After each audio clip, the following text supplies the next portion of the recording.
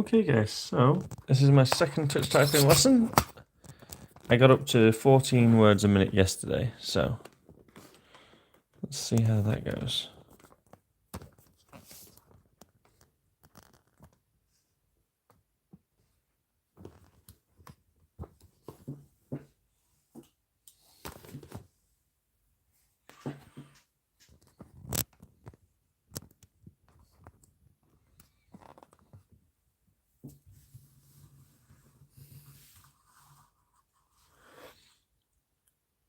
Okay, great.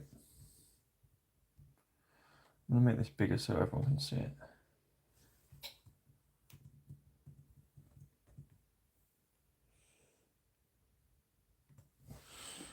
Great, perfect. And I'm going to play my audiobook. This is all about closing.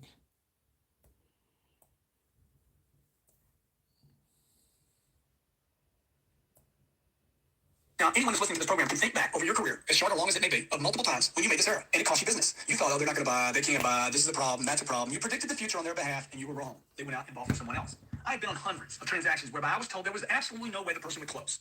And because I treated them like they would, I went in, handled their problems, handled the objections, handled the complaints, handled the situations. Because I treated them as they would, they did, after being told there's no way they would. See, regardless of the circumstances, no money, no budget, no taxes are due. I can't do this. I'm not the decision maker. I can't make a decision. Always, always, always. Okay, regardless of who you're dealing with, treat them like they can do something. See, I have this little trick I play on myself when I'm in a close, whereby I survey the prospect for all the signs that demonstrate to me that they have bought in the past. They have made decisions in the past. I look at the scene, let's say I'm in a negotiation right now. I look around the room. Oh, wow. The watch they have, they bought that. The shirt they own, they bought that. The suit they're wearing, they bought that. The necklace she's wearing, she bought that. The car they drove up in, the office they're renting, the place, the house they live in, the credit cards they have. Oh, he's got a trophy on his desk. Somebody paid for that. He's got files over here. He's got a phone bill every month. I want to create all the evidence that I can that this person in front of me has actually demonstrated the ability and history of actually closing with others. So regardless of what I'm hearing them say, I always tell myself, every buyer is a buyer. Treat them as a buyer, and they will turn into a buyer if you treat them like a buyer. You get it? Every buyer is a buyer. Treat them as a buyer. They will turn into a buyer if you treat them like a buyer. It's a nice little rhythm, a nice little poem you can make up for yourself. Treat the buyer like a buyer because they will buy someday, somehow, some way. Rule number 11. Always know you can come to an agreement. So this ties into number 10. This is a mental attitude that has to be further developed in all of us. And that attitude needs to be protected. This attitude of they will do something has to be protected like all the gold at Fort Knox, if there's even gold at Fort Knox anymore. I continue to maintain this idea that they will come to an agreement no matter what I am told, almost to the point of deluding myself. I continue to tell myself, no matter what, they will do something. So that I start to convince me. The old saying, where there's a will, there's a way?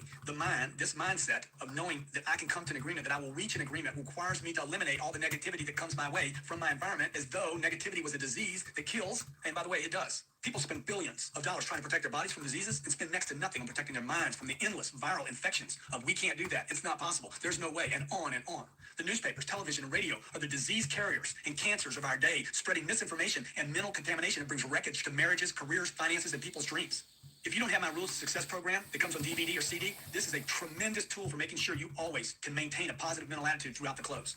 The people that you work with, managers, salespeople, other employees, the receptionists, anybody in your organization that has any kind of negativity going on, handle them, as they are carriers, much like they would be of the flu or cold or a venereal disease. You don't want it, right? Good. Then tell them to knock it off. And I would encourage you to do the same thing with newspapers and television and radio. Knock it off. It's killing you. You have to maintain an attitude of agreement. And if you have anyone negative in your environment, you might want to let them just, maybe stop this piece, rewind it, and have them listen to it. Because you need to either handle them or you need to get away from them. Because either way, they're going to affect you. You're going to either affect them positively and have them handle themselves and clean up their act and clean up their head and clean up their actions, or, hey, get them out of your environment so you don't get sick like they are. Rule number 12. Always maintain a positive demeanor no matter the response from your prospect, or for that fact, from management that is on your side. You understand what I'm saying? You got a prospect being negative, you got maybe management being negative. It is critical, as stated above, that you maintain an attitude of being positive no matter how your prospect, no matter how ridiculous that prospect is or their offer may be. Keep it light, stay positive, maintain a positive, professional, can-do attitude regardless and throughout the entire negotiations. In my marriage, my wife and I do everything we can daily to keep our life light and easy, fun and flowing, so we can excel in our marriage and in our lives. We effort to do the same thing in our offices regardless of the results, so as to keep things positive, upbeat, even game-like. It is said you can't always control what is happening to you, but you can control how you respond to it. When you're closing a deal, it is critical that you control your attitude regardless of your prospect's attitude. When you go negative due to the buyer or prospect being negative, there's only one outcome, and it's not positive. When they're negative and you stay positive, it only makes you look that much better and more attractive. When they become insane and emotional and you're rational and logical and positive, it makes you look even more sane. When the world's going crazy and you're the only sane person, you become the leader automatically, and people will do and go where you say to go. Negativity always gives into positive, always, as long as you're more positive than they are negative. Now, this attitude thing has to be practiced, and it needs to be practiced not just by the new person, the rookie, by the the guy's been around 2 or 3 or 4 years, but needs to be practiced as well by seasoned people. A word of caution to the most successful and seasoned professionals listening to this program: you of all the groups that listen to this program, you must practice this more than any other group. Due to your years of experience, your many years of experience, and your hardening, you can come off to your clients or prospects or buyers or whatever you want to call them. You can come off as a bit intolerant and arrogant in your responses. Be careful, old pro, not to rest on your past successes, as that it will cost you future sales. One great book says, the meek will inherit the earth. And I say, those that can stay positive, no matter what is happening around them, will inherit the treasures of the earth. Rule number 13, always smile no matter the outcome. Always smile no matter the response or the objection or regardless of the communications. This is not just about being positive now. This is taking it to what your physical manifestation. You have to practice this until you're able to genuinely smile regardless of the situation. The 6-month-old child seems to do this naturally and melts everyone in her path. Walk around and see how children smile, and you will see the financial value that awaits you by rehabilitating your ability to be able to smile throughout the close. Now, for the next week, I'm going to give you a little challenge. For the next week, practice smiling with everyone in every situation you encounter, including arguments, disagreements, when you don't get your way, and every time you perceive poor service. I want you to smile. Every time you get an argument, I want you to smile. Every time you get a disagreement, I want you to smile when you don't get your way, and I want you to smile when you don't get good service. I want you to smile big, and I want you to smile always. Do this until you're able to argue with a smile, disagree with a smile, negotiate with a smile, overcome objections with a smile, and close with a smile. Until you do that, you will never be the master of your profession. Smile always. Smile in every situation. Have you ever noticed that very successful people smile all the time? It's not because they're successful that they are smiling. It's how they got successful. Don't you get it? You're like, oh yeah, I could smile too if I had his money. Dude, he was smiling before he had the money. This is that $1 million tip smile. Okay, this is the guy smiling. That's why people do good things. You ever seen an ugly guy with a beautiful woman? It's because he had a good attitude. It's not because he was pretty. Rule number 14. Always treat the buyer, the prospect, the person across from you, always treat them like they can. I've always said, if you treat someone like they have money, they will act like they have money. You understand?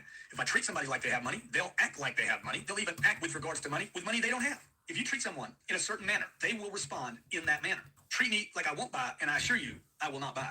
All your words, responses, actions, facial expressions, your handling objections need to communicate that you're treating the person across from you as though they are someone that will do something, that is going to say yes, that will ultimately go along with your proposal. Treat them like they're going to play, and they will play. In my first book, Sell to Survive, I told a story about how I hooked my wife. I used this exact premise, whereby I always treat her like she would be my girl. I never stopped acting in such a manner, regardless of how she treated me. I'm going to tell you, she didn't treat me so good the first 13 months. Even when it wasn't positive, I maintained she will. Even today, when she gets mad at me, I treat her as though she loves me, admires me, and as though I can do no wrong in her eyes. Sooner, and sometimes later, I close her on this. Your buyer, your prospect, will become whatever you believe about them every time. Treat them like they will play, no matter what. Rule number 15. Always acknowledge the offer. Always acknowledge the buyer for any offer they make and every communication they make. Regardless of what the buyer offers in the negotiations, even if it's absolutely not acceptable, take the time to acknowledge them for that offer. They make you an offer, it's not acceptable. Thank you very much for that. I want to congratulate you. That is I really appreciate your time to make that offer. See, the wannabe closer doesn't take the time to acknowledge the prospect. They don't take the time to acknowledge the offer because they're so intent on selling their proposal and then fail to acknowledge what was even offered in the first place. Because once somebody offers something, at least you got to move it in the right direction. When you don't take the time to acknowledge, you only make the matters worse for yourself as your prospect becomes more solid about what they just offered as they didn't get acknowledged. See, if somebody says, hey man, Grant, I'm really mad at you, I just completely disregard they say that. What do you think they're going to do next time? They're going to get more solid, and they're going to say, hey, I told you, I'm really mad at you. And if I keep not acknowledging them, they're going to keep raising their voice until I hear them. Take the time to say to every offer, regardless of what it is, how ridiculous it is, how crazy it is, how stupid it is, regardless, acknowledge. I appreciate you for making that suggestion, and then move back into your proposal. So always acknowledge. Rule number 16, always agree with the buyer. Always, always, always, always agree with the buyer and never, ever disagree. This is one of the most absolute truths when negotiating. If violated, it will crush you. Always agree with your prospect, no matter what they say. That is completely different than the old saying, the customer is always right. Not true, the customer is not always right. I don't believe this to be true, but rather this old saying has gotten confused with, hey, look, just be agreeable. Always agree with them. Whether the buyer, the prospect, the person across from you, your husband, your wife, your friends, your relatives, whoever it is, the insane guy on the street corner, whether they're right or wrong is not the issue. If you want to resolve conflict, if you want to resolve disagreement, it only requires you to agree with the other person's point of view so that you can actually handle the disagreement. Because the moment I say, yeah, I agree with you, they're going to be like, even if they're insane, right? They're going to be like, you do? Yeah, really? See, what do I have? We have some commonality now. We have some communication. For a disagreement to exist, it requires two sides. Once one side agrees with the other side, the other view, the disagreement's over. Disagreement only results in not closing deals. You got to be willing to lose the battle in order to win the war. Be willing to agree with the disagreement in order to move forward to the close. Rule number 17, always look for a solution. Look, the world is filled with can't-do people. And like negative people, there is no shortage, okay? The world is filled with these can't-do people, and then there's the handful of can-do people. Of the 6 billion people on planet Earth, if there's 1% of can-do people, can do, will do, no problem, you got it, positive, excellent, super, I can figure it out, leave it with me. If there's 1% of the planet, I mean, you got to tell me where the value is, in the shortage or the oversupply. Those that can do, do. Those that can't do, don't do anything except keep telling others that they can't do something. See, no one cares what you can't do. They only care what you can do and how it can be done and how you can meet their specifications and how you can solve their problems and how you can offer the service. Nobody cares what you can't do. No, they don't even hear about it. Hey, man, I need my room upgraded to a suite. Can't do it, sir. I don't care what you can't do. Show me how you can do it. You understand? Hey, I need this audio program fixed. Grant, we can't do that. I don't care. I need this plumbing fixed. I can't do that, Grant. I don't care what you can't do. I want to go to the moon. Oh, we'll never be able to do that. Come on. Can-do attitude. This attitude is about attitude and mental conditioning so that you can always keep moving forward and not hold up, grind out, swamp your negotiations. You got to find a way, figure a way out. You got to have that attitude to look for solutions. Now, we're not attempting space travel here, folks. We're trying to close a deal. There's nothing ever been offered me that I couldn't figure some way to close it, particularly if I had the attitude that I could figure a way to close it. I need to come up with an earthly solution of how it can work and ask them to participate in finding a solution. Sometimes it requires you to be very, very creative in your thinking. But this goes back to being committed. If you're committed, you get creative. If you're committed to going to another planet, then we'll figure out space travel. See, there has to be a way. Let's figure this thing out together would be your terminology. There has to be a way. Some great lines you can depend on are always, hey, how can we make this work? What can you do to help me make this go right? Sir, help me out here. I'm doing everything I can to make it work for both of us. See, people appreciate those that don't quit, and they appreciate those that always look for a solution. Note, if the people you are closing aren't offering you a job, it's because you're not using the information away. Let's figure this thing out together would be your terminology. There has to be a way. Some great lines you can depend on are always, hey, how can we make this work? What can you do to help me make this go right? Sir, help me out here. I'm doing everything I can to make it work for both of us. See, people appreciate those that don't quit, and they appreciate those that always look for a solution. Note, if the people you are closing aren't offering you a job, it's because you're not using the information in this audio program. So one great indicator is, well, man, you're good, man. Hey, you wouldn't want to come work for me? When people start offering you jobs, that is a good indicator that you're truly becoming a great closer. Okay, rule number 18. Care so much that you refuse to not close. Last one, I think. Now, this goes beyond selling, and is more on the line of purpose that we talked about earlier with the charity or fundraiser. An individual reaches incredible heights in their life if what they are doing lines up with their true purpose. That is why you see mission workers, charity workers going at it day and night, endless to make a difference. You see the husband and the wife or the boyfriend and the girlfriend go out to South America, run a charity, they're there for 3 months, sleeping in a tent, no air conditioning, getting all kind of infections. Why? Because their purpose is so big. See, this is missing in most salespeople. Truth is, it's missing in career people, missing in business people, bankers, real estate agents, across the board. It's missing. This idea of purpose is missing, particularly in sales and negotiations, closers, as most people don't correctly and completely align themselves with selling a product and closing a sale with some higher purpose. At the end of the day, your true purpose will carry you through. An employee of mine watched me handle a customer over the phone one day out of my office in Los Angeles. And when the call was over, he stated, man, the difference between your call and my call is the amount of care that you communicate and your desire to help his people. It is not how much you want their money or even the close, but how much you care and how much you want to help another that ultimately will get you what you want in life. Care more and you will close more. Rule number 19, use the full arsenal of closes. Never depend or get comfortable with 1 or 2 or 3 or 4. Get well versed in all the closes. I have stated this earlier. It is critical that you don't get familiar or comfortable with only a few of these, but prepare yourself to be able to use all of them. Certainly you will find your favorites. That will be the first ones you'll gravitate to. Actually, what you'll gravitate to are the ones you maybe are familiar with, or or you heard something similar of. You will find those, and those are the easiest for me to remember. You know why? Because you already agree with them. I want you to go grab the rest of them and take time with those. You'll find your favorites, and those that somehow make the most sense to you, you'll move towards. But I want you, again, to take time to get familiar with and be able to use all of them, as one day soon, you will need them all. It's like a hammer. A hammer is always looking for a nail, right? If you're a screwdriver, you're always looking for a screw. You know why? Because that's the purpose of the screwdriver. If you're a closer and you know all these closes, all of them, you will actually start setting up scenarios to where you can use that close. So get familiar with all of them. Rule number 20. Always know that you don't truly provide a service until you close. This is critical. Selling, presenting, demonstrating, promoting, marketing, building trust, making friends. Look, they're all commendable. They're admirable, maybe, but they don't close deals. Breathing and eating are important, but ultimately, it's not the eating and the breathing that you want to do. It's the living you want to do. You get it? Making a friend is not the deal. Building trust is not the deal. Selling, presenting, demonstrating, promoting, that's not the deal. Closing the deal is the deal. If I could live without eating, I would do it absolutely. It'd be good for most of the planet to give up half the eating they're doing.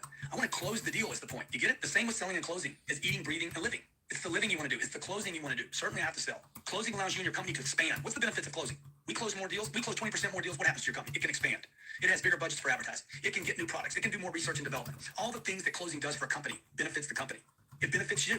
All the things that took place prior to the close were necessary to get the close, but they won't allow for survival and expansion. Close the deal. Be willing to do whatever it takes to close the deal. And know that only until you actually get that critical exchange point that we talked about earlier, only when you get that, the close, do you provide real value. Look, I've been studying selling, negotiating, closing for over 25 years. And I do consider myself an expert in this sector. This program is made possible because of thousands of hours of research I have done in this area.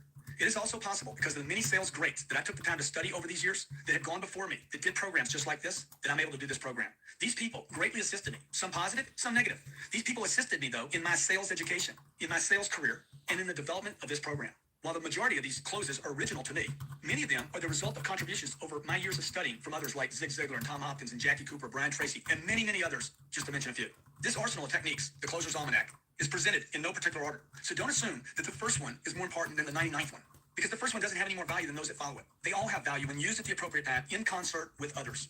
I've been in situations where it would have appeared that my first 5 attempts failed, yet later discovered the first 5 attempts only prepared the client to be closed on the 6th attempt.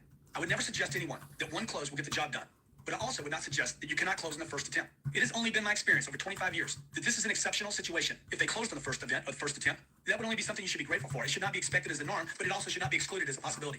You will also notice that each of the many closes included has a list of other closes that you might want to use with or might be compatible or that are similar. Again, none of these techniques are any more valuable than another, but all are to be used in concert with one another, which will create the effect you desire. You will become most effective when you become familiar with them all. You will become unstoppable when each of them and all of them become something you no longer think with, but just deliver. Beware of becoming comfortable with just a few, because you would defeat the purpose of having an arsenal. Learn them all, and then learn how to tell a story around them, one after the other, weaving the story, and you will be rewarded the status of master closer. The more a salesperson understands this thing called the close, the more he will reach to sell others. The more he will prospect, the more professional and believable he will appear to his client, and the more he will be rewarded. It is this thing called the close that defeats more people than anything else, and it should not have to defeat you. This thing called the close is needed by every human being on this planet, regardless of your career, your title, your post, your job, your purpose, or what you do. You need to learn how to get final exchange from others so they close on your ideas. Closing the deal is vital to a salesperson's survival, and without a wide and varying range of techniques and a complete understanding and the ability to deliver each one of these, you will never reach your financial goals. But armed up with a complete arsenal, confident in how to use them, the ability to communicate them clearly, a persistence muscle that can stay in and keep using, you can get anything you want on this planet. Remember, dreams only become reality when someone closed others on that dream. So get prepared for an arsenal of closes. The delivery close. So when will you want to take delivery or have your new whatever installed? Right away, this afternoon, or tomorrow morning around 11? This thing called the delivery close assumes ownership, offers options to say yes to. This is one of the most powerful and overlooked closes there is. It's very, very simple. You never want to ask, what do you think? Or open-ended questions you don't know the answer to. Always assign ownership by using the word your. Again, when would you want to take delivery of your new or have your new whatever installed? Right away, come back this afternoon, or tomorrow morning around 11 o'clock. If it's something you're delivering, hey, when do you want to take delivery? I can have it installed right away. You want to do it this afternoon, right away, or tomorrow morning around 11 o'clock. Always assume ownership. It's called the delivery close. The check close. Would there be any other changes or additions you'd want me to make to your new before we come to an agreement on the figures? This thing called the check close assumes ownership. It avoids rejection. It creates an opportunity to close based on changes and additions rather than the purchase that your buyer may be interested in. Maybe they have their attention on something that needs to be changed, added, or amended to your proposal. So here it is again, the check close. Would there be any other changes or additions you'd want me to make to your new before we come to an agreement on the figures? Scale from 1 to 10 close. On a scale from 1 to 10, how would you rate your new? Wait for an answer. Okay, so on a scale from 1 to 10, how would you rate your new, whatever the product is? What would make it a 10? So once you get the answer, hey, it's a 7, what would make it a 10? Once they say, look, I need this, this, and this, great, let me get that handled, signed here and here. So if there's things you need to add or change, add those things, the changes, the cost of that, and then go for the close. This is a killer close. It gets you some sense of how sold the buyer is and what would it take to make this product or this proposal perfect. Note, just because the buyer or the prospect says it's a 7 does not mean they won't say yes to this agreement as a 7, as they may be satisfied with a 7. You can also use this when finding out about the product he is using now. So you can ask him, hey, how would you rate the product you have now on a scale from 1 to 10? Great. What changes would you need to make that a 10? So it's going to better identify the proposal or presentation you need to make. This is great for any consumer or service sale, and especially for realtors trying to get a listing on a home. Payment close. If the payments aren't agreeable, we wouldn't expect you to buy the product. I'm confident that our local lender can provide you with alternatives that will make your monthly investments agreeable and affordable. See, most products today are bought on payment and should be sold on payment. I don't care what you're selling, houses, cars, equipment, large contracts, lease terms, you should be selling to a payment. This fact is missed by many industries, including insurance, investments, furniture, retail sales, real estate, annuities, the whole gamut. Why sell the price when you know it's going on credit cards or the buyer's going to be making installments? This is a great close when the buyer becomes payment concerned, hangs up their ability to pay monthly, and avoids resting the deal just on payments. So again, payment close. If the payments aren't agreeable, because that's their concern, we wouldn't expect you to purchase the product. I'm confident that our local lenders, of which we have many, can provide you with alternatives that will make your monthly investments agreeable and affordable. Sign here and here. Payments to figures close. Where the buyer says, what are the payments going to be? Sir, until you and I come to an agreement on the price, the product, and the terms, you will not need to concern yourself with payments, as there won't be any. I need your initials here, here, and here. Now you're looking for approval of price, product, terms, anything else other than the payments. So this is called payments to figures. You're trying to move off of payments in this case, back to the figures to get agreement on the major points of the proposal. Until you and I come to an agreement on the price, this is when they're saying, what are the payments going to be? Until you and I come to an agreement on the price, the product, the terms, you don't really need to concern yourself with payments because there won't be any. I need your initials here, here, and here. Now, this is opposite of the close that preceded it, which was the payment close, where the buyer wants to move to payment and still has a disagreement about the price. This avoids closing on payments. For those of you who want to do that, management might say, no, focus on the figures. Let's let the payments take care of themselves with the lender. Beware of the buyer who continues to move the target on you from price to payments to terms to conditions to equipment to whatever amendments. Beware of this buyer as he continues to move the target, giving you too many things to handle so that you can actually never close that opportunity. So this is called payments to figures close. This is called a rate close. This is for the buyer asking you, what are the current rates? Okay, and in a situation where you're not sure, you can't nail that down yet, you want to use what's called the rate close. We use every lender in the state, including every credit union. Who do you currently use? Wait for an answer. We have access to them as well. That's great. There are a couple people in town that are cheaper than your lender at this current time. Sign here, and I will provide you with all the options. Worst case is we use your present lender. See, this particular close is when you don't want to quote rates, maybe because they're changing so fast or so often, or you're not quite sure in this moment. They will change. Trust me, rates change every hour. This will negatively impact your credibility if you quote something and can't deliver, and then will later give the buyer or prospect a reason to bail. You have to be positive about your ability to get lending in every situation and every deal. It is your responsibility to handle this so you can get a close on the terms, the price, the amendment. You're trying to move the deal forward, okay? Automobile dealers are exceptional at this, but most of the industries drop their responsibility around rates, payments, and terms from lenders and think, just closing the deal will get the deal. That's not true. You have to take responsibility, increase your responsibility about actually getting the money. In this case, the money is the exchange. So this is called the rates close. We use every lender in the state, positive attitude, including every credit union. Who do you use? We have access to them as well. That's great. There are only a couple of people in town cheaper than your lender. Sign right here. Sign here. I'll look at all the options. We'll provide them. The worst case is you go to your present lender. Great close. Equipment close. Assuming we get all the items you told me you wanted and have to have, and we have the product delivered as you requested, I would need your okay here, here, and here, where I noted the changes. Now, this gets the focus off the request of changes and back onto the close. See, again, your buyer and prospect, some of them very professional, know to keep adding things, so you want to nail things down. Ask for the agreement. Ooh, that's the highest I've got so far. And this does not mean you have to include or give those changes away. So, equipment close. Hey, assuming I can get that added, assuming I can change that, assuming I can get this done, assuming I can do all the things you told me you wanted and have the product delivered as you requested, I need your okay here and here, where I noted the changes. Get the close. That's unfinished. Title and registration close. One of my absolute favorite closes. Very simple. Assumes ownership. Whose name will we be registering your new product in? Your name, your wife's name, the company's name, or both? See, this doesn't ask for an agreement. This doesn't ask, will you do it? This doesn't ask when you want to do it. This says, whose name do you want to put it in? It assumes ownership. Probably the most powerful assumption close of all. You look the buyer dead in the eye, ask for the close. I know I'm going to use this. Personally, I will use this on almost every deal. So, title and registration close. Whose name will we be registering your new product in? Always calling it your new product. Your name, your wife's name, the company's name, or all three. Or in this case, all four. Paperwork close.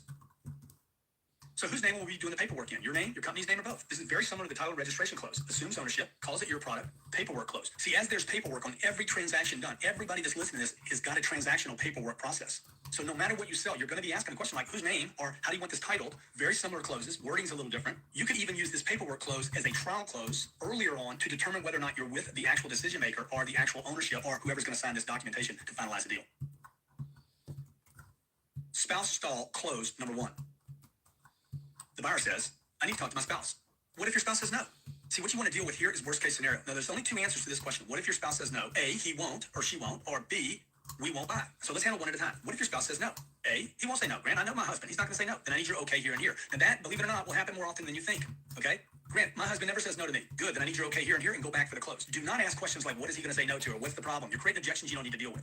John, what if your spouse says no? She's not going to say no to me, Grant. Good, then I need your okay here and here. Great close. Or, Grant, if he or she says no, we won't buy. Then you want to ask this question. Would he or she say no to the product or to the money? If she says no to the money, you say, what about the money? Is it the price, the down payment, the monthly payment? What is it? So you determine what the actual objection that they think the husband or wife would say no to. Now, being that they haven't seen the money, whose objection are you really hearing? Grant, he's going to say no to the down payment. Oh, who's really objecting to the down payment? It's the person in front of you. You're basically using the spouse that's not there to determine what the real complaint or objection is. So we won't buy the car, Grant, if my husband says no. Would he say no to the product or no to the money? If it's money, what are you going to say? What about the money? The down payment, the monthly payment, the price, the terms, the rate? What is it? If he or she says he's going to say no to the product, what do you suggest then? Well, he wants a truck, I want a car. He wants a double-sided stainless steel, and I want a wood. Whatever the deal is, you're going to find out what the problem is right now. Understand that the spouse is not there. So whatever they answer, product or money, you're dealing with their objection, not the spouse's. While people consult their spouses for many decisions today, many spouses still decide without checking in with the spouse. This is used by the individual customer or person you're proposing to as a stall tactic more often than as a valid objection. Note also that more women will buy without their husbands today than men will buy without their wives. Check for this to be a valid objection with the spouse stall close 1. Also, you're able to flush the actual objection by asking, what would your spouse say no to, the product or the money? Great close, learn it, you'll use it all the time. Spouse stall close number 2. Grant, I need to talk to my spouse. This is after you've presented, you're in the close, you gave the presentation. Grant, I need to talk to my spouse. I agree, and you should talk to your spouse. But if your wife or your husband is anything like mine, she never tells me no when I love something. Never happens, okay? And I never tell her no when she loves something. So I need your approval here, here, and here. Let me get this ready for you. Now, this has to be used with confidence, speed, and strength. You validate and acknowledge the objection. I need to talk to my spouse. You look up, smile, and tell your story. I agree, and you should. But if your wife is anything like my wife, she never tells me no when I love something, when I'm sure about something. She just doesn't do it. And the truth is, I never tell her no when she wants something. I need your approval here, here, and here, and let's do this. Now, this could get you in a situation where your buyer, prospect, says, well, I wish I was married to your wife because mine, when she says no, that's the way it is. Then you'd have to resort back to number one. Would your wife say no to the product or no to the price? So that's why you have to know all these closes, not one or the other. Don't depend on one. Know them all, know them well, and be able to weave them. Spouse stall close number 3. I need to talk to my spouse. I'm with you, sir, and I totally, absolutely understand. But let me say this. It's better to ask for forgiveness than it is to ask for permission. So let's get you going right away. Sign here and here.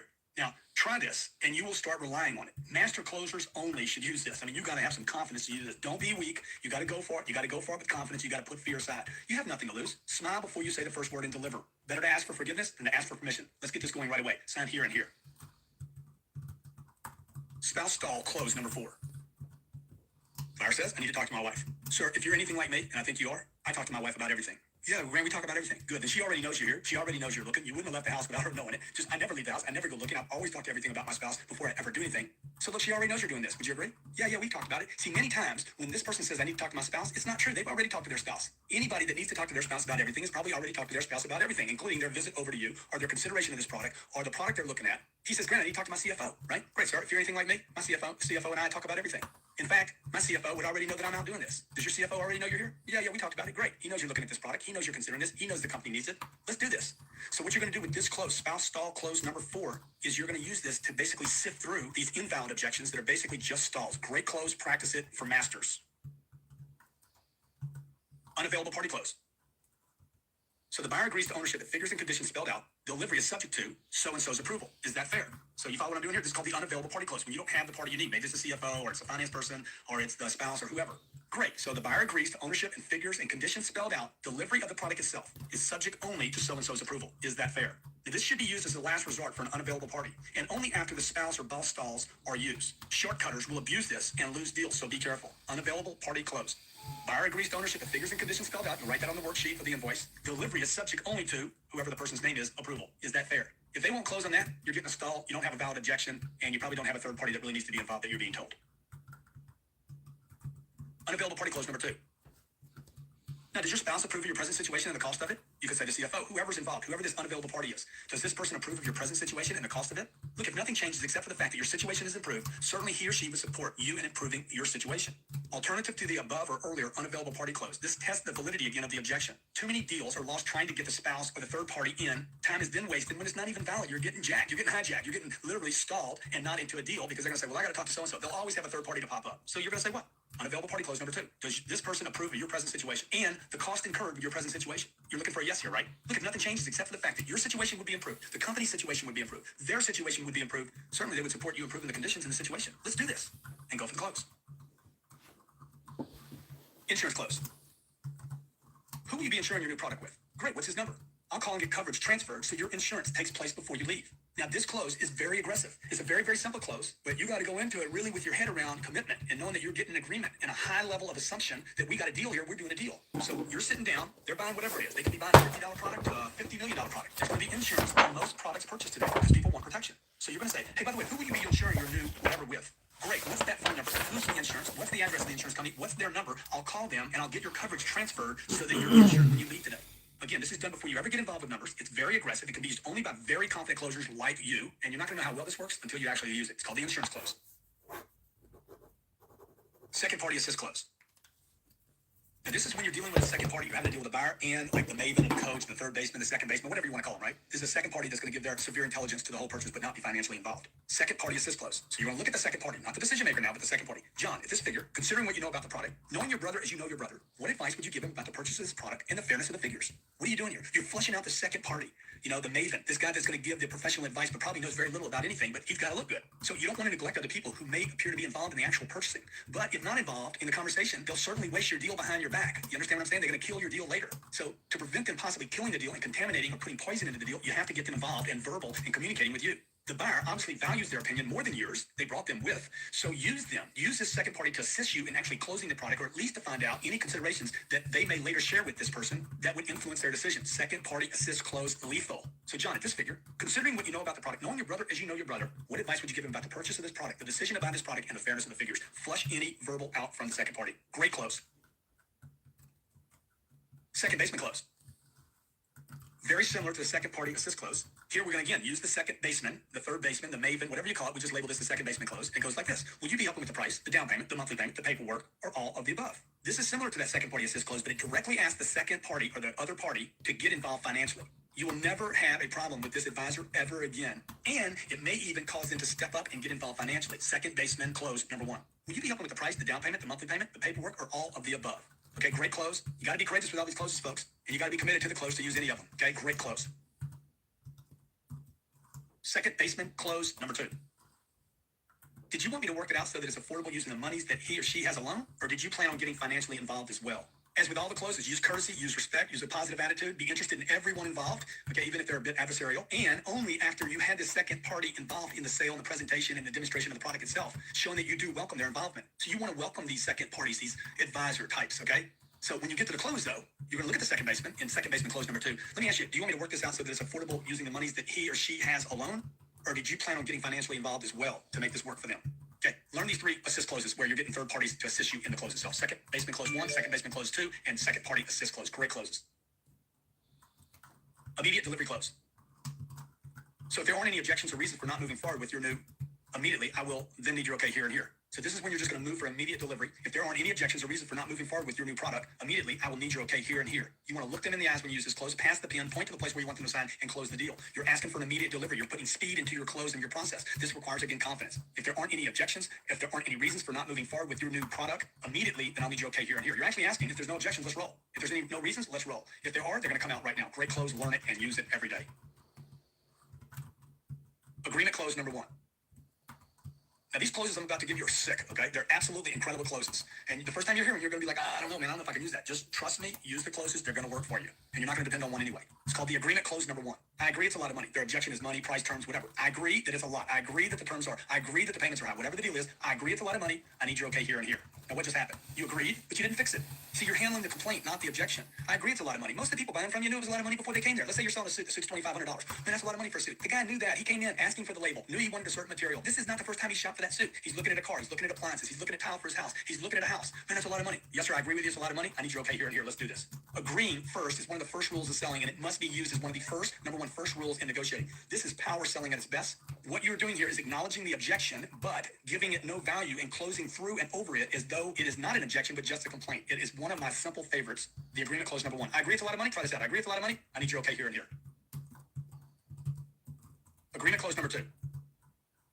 Hey, I agree it's a lot of money, and I expect that you knew that it was a lot of money before you even came here. Now, I need your okay here and here. See, most people, again, know the amount or portion of it, at least a portion of the amount it was before they made their call, walked in, or looked at the product. No one says, I love the price. It's not going to happen. They all complain before they get to close. So agree, and get to close. Let's say you're raising money for a charity. Man, that's a lot of money, Grant. That's a lot of money. They didn't say they didn't have. They said it was a lot of money.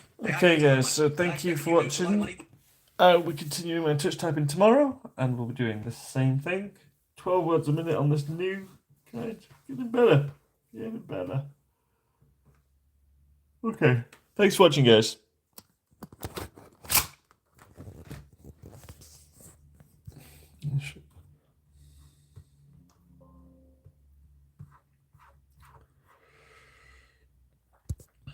Great.